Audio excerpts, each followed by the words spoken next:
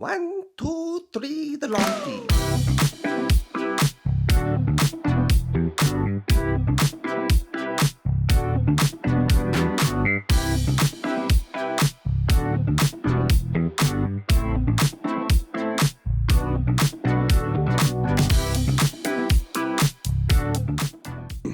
Welcome to another episode and a new year and season of the Lawn Feed Podcast. We are kicking off season 3, episode 1 of our podcast.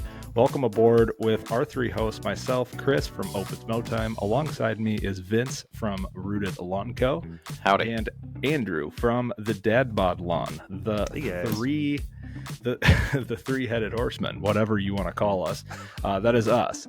So thank you for tuning in to another awesome episode.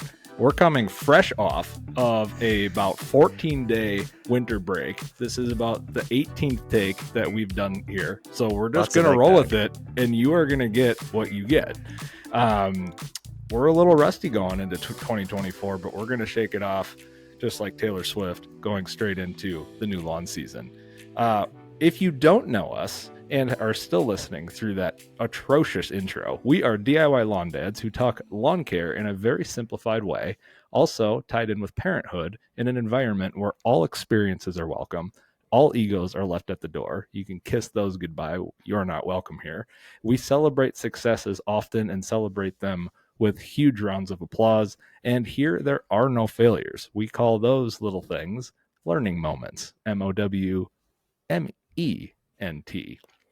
Moments. Get it? Because we're a lawn podcast. We want to thank our friends over at Twin City Seed for powering this episode and season of the Lawn Feed Podcast. They are fresh off their celebrating their 30th anniversary. Twin City Seed offers elite quality and custom blends of grass seed to homeowners, turf professionals, and more. Shipping to all 50 states. Check them out at twincityseed.com and the banner for all of the current specials going on over there. And they're coming out with a bang in 2024, as are we. They are having their biggest sale of the entire season, 20% off all turf grass products through the entire month of January. And if that's not enough, everyone here living in the south half of the country, they are adding warm season seed. Ayo. Doesn't get which any is better. big. So, warm season, folks, you now have a new partner and a new friend. And if you didn't, want to spend the whole Kit Kat and caboodle on a whole bag of grass seed, 20% off for 31 days. It's pretty cool. But Plus free shipping if you get that code in the banner as well. True that. So go check them out, twincityseed.com. Thank you, friends, for supporting us and supporting this season of the Lawn Feed Podcast. But we are coming off of a holiday break, so I'm assuming we have some wins and losses to talk about. Let's get that rolling. Yeah. So if you guys aren't familiar with our podcast, we are parents first. We're dads, and then we are lawn dads. So we like to kind of call it how it is. Parenting isn't all about unicorns and rainbows. It's about wins and losses and surviving them. So join us in each of these segments where one of us or our guest hops on. They get a little vulnerable. They tell us a win. They tell us a loss. We laugh. We have some sympathy, and we get right into it. So, Andrew, I think you have a win and a loss for us, right? I do. And actually, one of the win is from today. It's January in Michigan, so naturally, my son's outside using his brand new bike that he just got for Christmas because there's no snow. Haven't had snow yet. I'm sure many of you in the United States know what's going on with the weather patterns, but in Michigan, I'm supposed to be covered in snow when I'm not. So we got my son a bike that's too big for him. It's like one of those grow into him bikes. He's always had one of those Strider bikes, never a pedal bike. Well, for Christmas, we got him a red bike. It had to be red with a red bell. And so today he wanted to go out and he wanted to try the thing out. It's got training wheels on it, obviously. His legs are hardly long enough to pedal the thing, because it's just a little too big. Maybe summertime will be perfect for him. But anyways, so today I had him out in the street, and he got the hang of it. I no longer had to really steer for him a whole lot or push his back and tell him to keep pedaling. I kind of let go at one point, and he just kept going down the road. And I'm like, this is awesome, right? And my wife and daughter actually went around the whole block walking the dogs, and they met up with us couple of houses down because we stayed at home just going back and forth. And my wife and I just chatting and kind of admiring him riding. And all of a sudden, he just takes the handlebars and tries to turn, and he doesn't know what turning is. And you're supposed to gradually turn on a bike, and he just goes 90 degrees. And naturally, he just flings over the handlebars, smacks his helmet on the ground. That's why kids wear helmets. Wear your helmets, kids. Parents, I don't care. They're functional. I don't care how uncool they look, right? And so he hit both of his knees. He broke his red bell. Don't worry, Daddy super glued it. We're good. We're good. He's got a nice mark on his shin. But that's actually the win. It just ended with a slight loss there. But he ended up getting back up, and we rode for another 15 minutes. He was that's the boy in him, right? It's whatever. So the loss is actually something I've wanted to talk about for like 2 months. But we've had guests on the show, so I haven't been able to. And I actually prefaced this a while back to you guys. So this was, we had snow on the ground. So it was October, sometime probably around Halloween. And my kids, every time they kind of get hyper, we're like, go on the back deck, put some boots on, a coat, go out there and just get some energy out. Stay on the back deck so we can see you. So they were throwing snowballs around, yada, yada. They come inside the house, take their boots off. They're still like roughhousing, throwing toys around the living room. I'm in the kitchen doing dishes, and our kitchen and dining room are right next to each other, kind of a small area. And all of a sudden I see a snowball go flying and explode onto the dinner table. And I was like, and this is like 5 minutes after being inside. I look at my wife. I go, how is there snow in here? When did they get snow? She's like, I don't know. And we're going over, and I pick up a handful of the snow, and I'm like, what is this? Is this like fake snow? No. Apparently, earlier in the day, my wife got my son changed in the morning. She took off his wet pull-up diaper that he still wears at night, and it sat on the living room floor. No, that's all day kind of long, snowball, and was still there. And he picked that thing up and whipped it. And when he whipped it, it just like disintegrated, like those little tiny beads that absorb everything. I mean, it was sat there all day, so it was like room temperature, and it was everywhere. And yellow it was snow. and it wasn't really yellow, so I was like, I couldn't tell. It looked white to me, maybe a little dirty snow or something, because it was all over the floor. And I'm like, what is this? No, it's diapers. So parents, not only are old diapers disgusting, they disintegrate when you whip to them to throw them, and they will make a mess, and it is not fun to clean up. Turns out. Yeah. Man.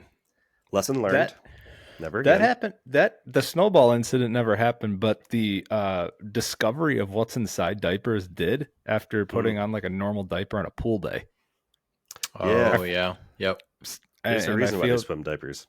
Yeah. Learning Who knew? Experience for us. I thought it was a marketing gimmick, but So how long did that take to clean up?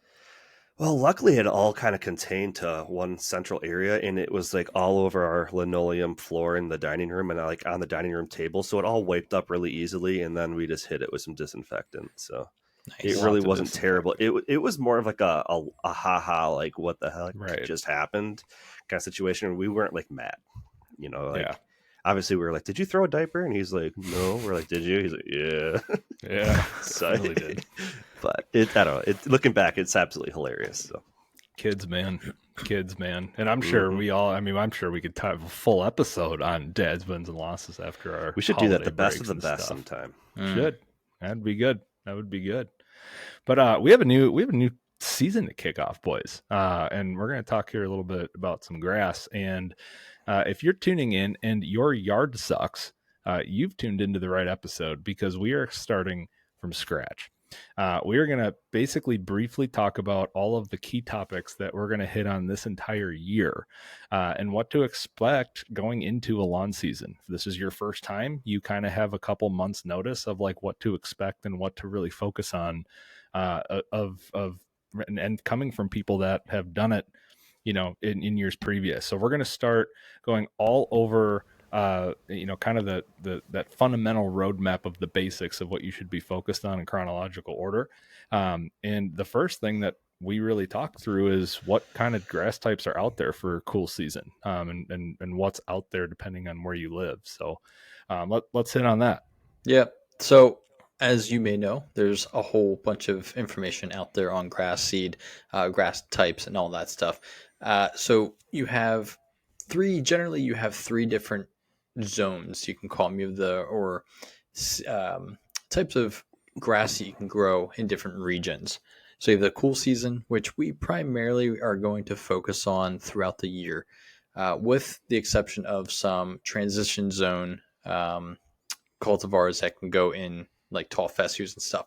But then you have the warm season. So cool season, transition zone, and then you have your warm season grass, which I know Twin City just put out a new line of grass seed, and we'll probably hit on that throughout the year.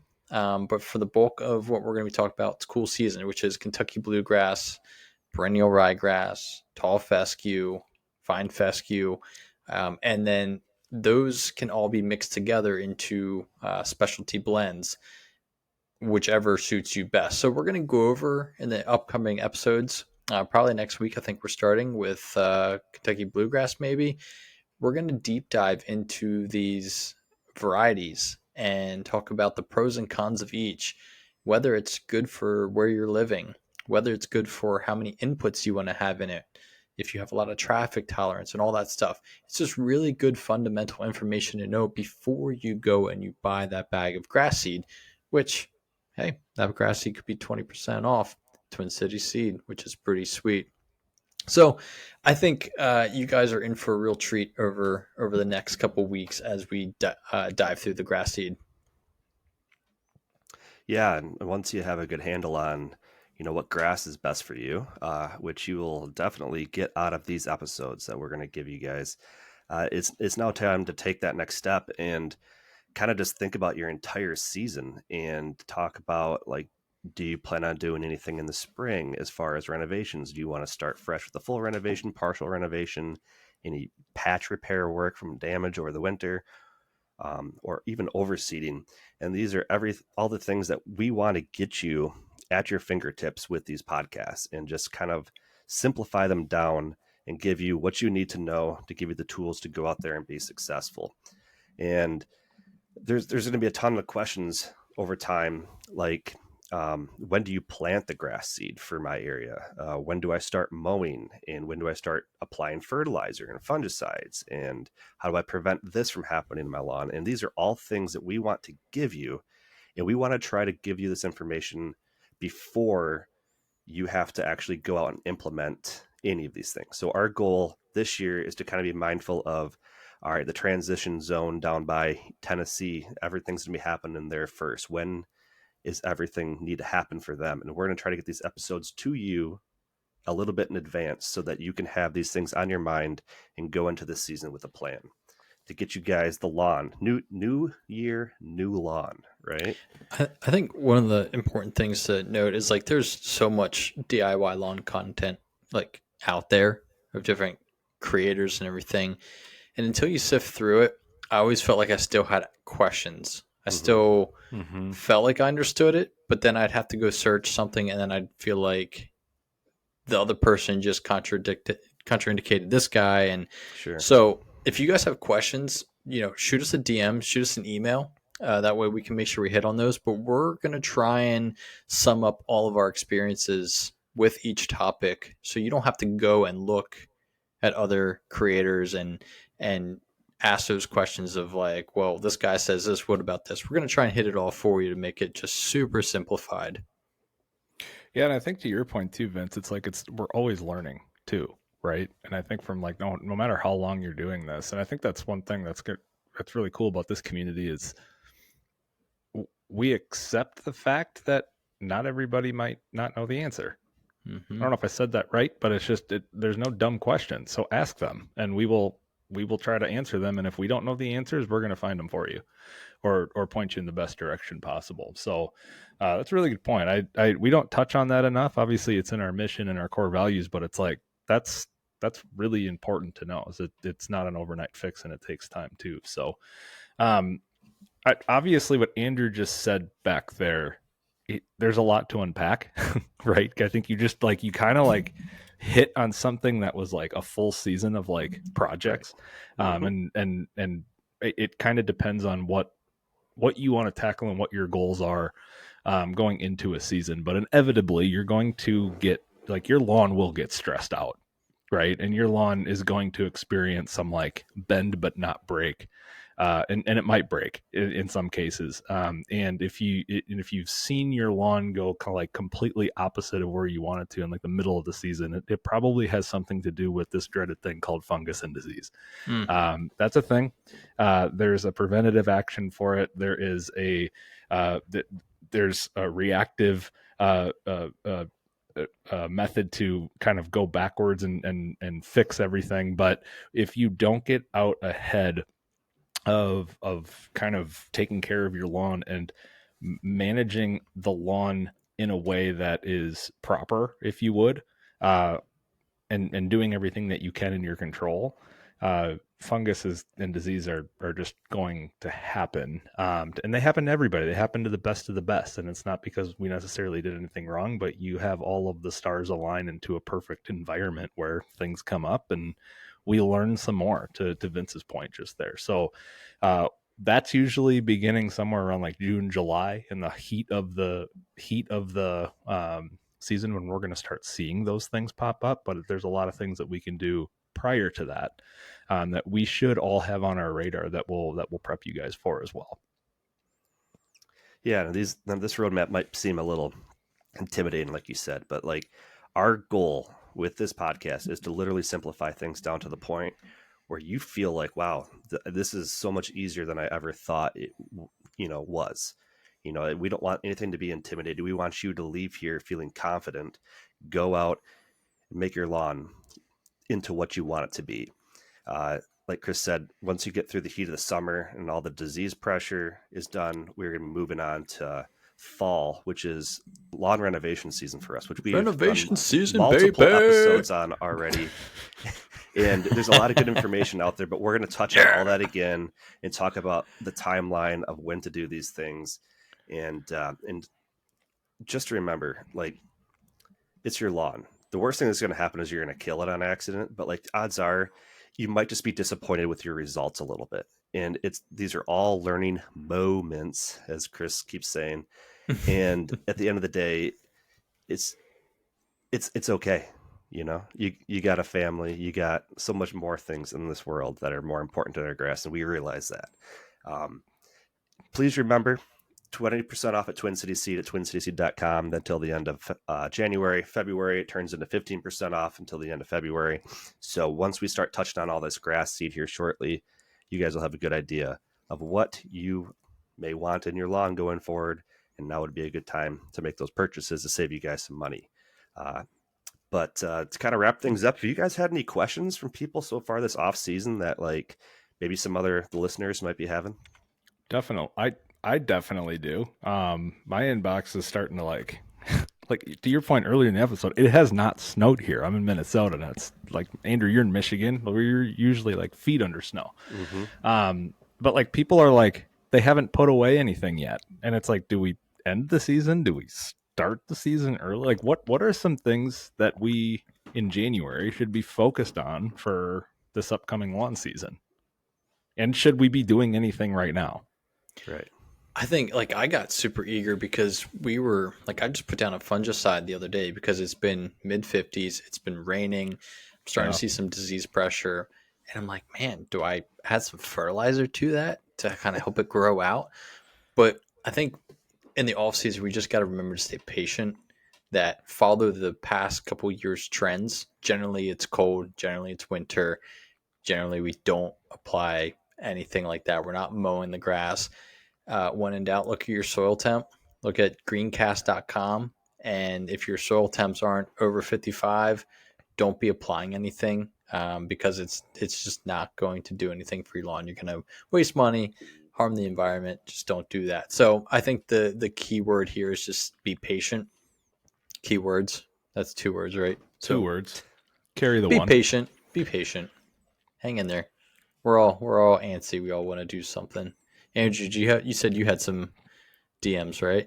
Yeah, I've been getting questions about soil testing and when to do it. And the person that reached out to me is a little bit south to me, so they're a little ahead. But I recommend it to them. Just wait until you're about a month, 2 months out from your first application of fertilizer. So for me in Michigan, that's usually late May, early June. So I try to do my soil testing here late March. Anytime like the snow goes away and you have a thaw where the ground is soft enough to get the soil samples, Poop that's when I like to Island. do it, because a lot of times fertilizer that stays in your soil can skew your results. So like if Yep. you just kind of give the entire winter, you're not applying fertilizer, kind of just waiting a little bit longer for everything to clear out of the soil so that you can get the most natural soil sample results you can possibly get to get you the most accurate results. So that's what I've been recommending to people. And so yeah, how about you, And Chris?